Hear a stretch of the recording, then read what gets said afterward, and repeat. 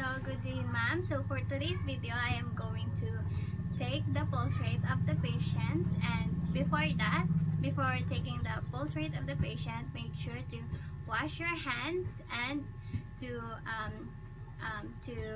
reduce the spreading of the microorganisms. So, I washed my hands before I came here, and of course, before taking the pulse rate of the patient, make sure to identify the patients and explain the procedure to him to ensure the right procedure to the right patient, and to alleviate fear and anxiety, and to promote cooperation. So, good afternoon, sir. I am Hazel P. Qualing, and I am your student nurse for today. May I know your name, sir? My name is Devo Benito. So, Mr. Devo, so I am here to take your pulse rate to see if there's abnormalities and irregularities. Okay, sir? Yes, ma'am. So, the next procedure is to have the patient rest his arms alongside of his body, and with his wrist and palm of his hand downward. So this position places the radial artery of the inner aspect of the patient's wrist. So the next is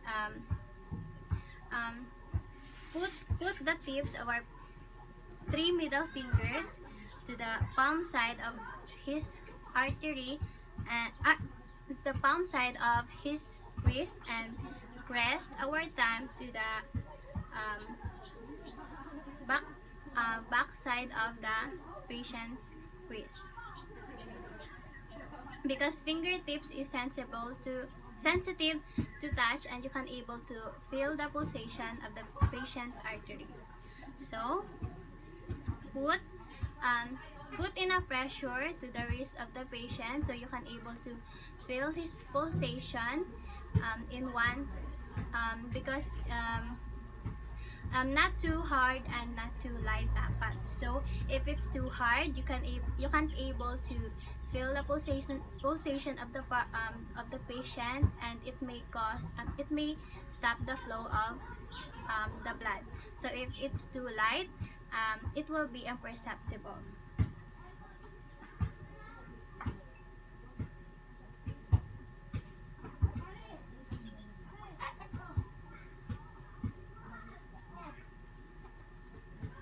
So count the number of using our watch with second hand. Count the pulse felt on the patients in 1 full minute. So let's start.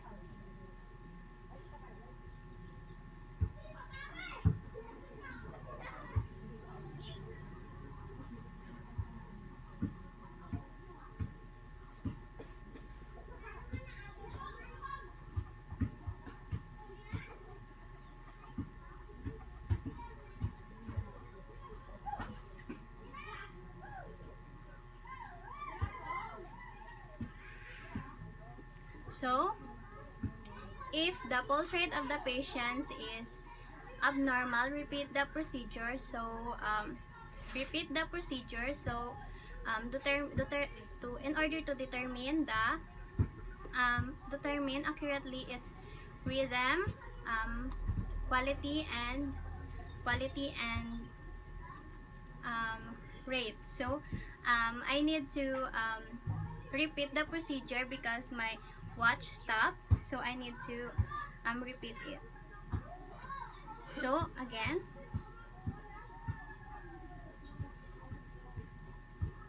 so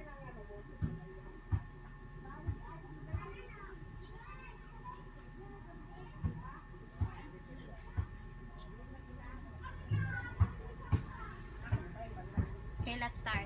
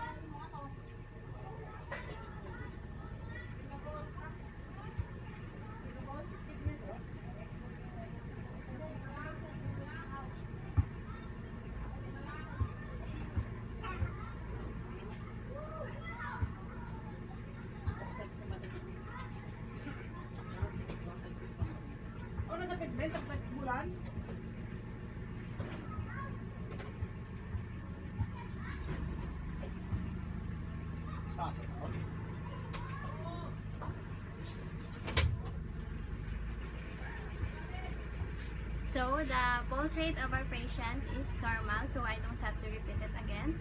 It's because repeating of the procedure is necessary for the accuracy. So we're done.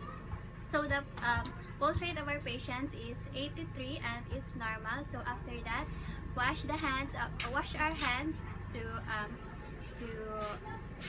for infection control measure, and of course to record the result in graphing sheet to serve as a baseline data for healthcare provider.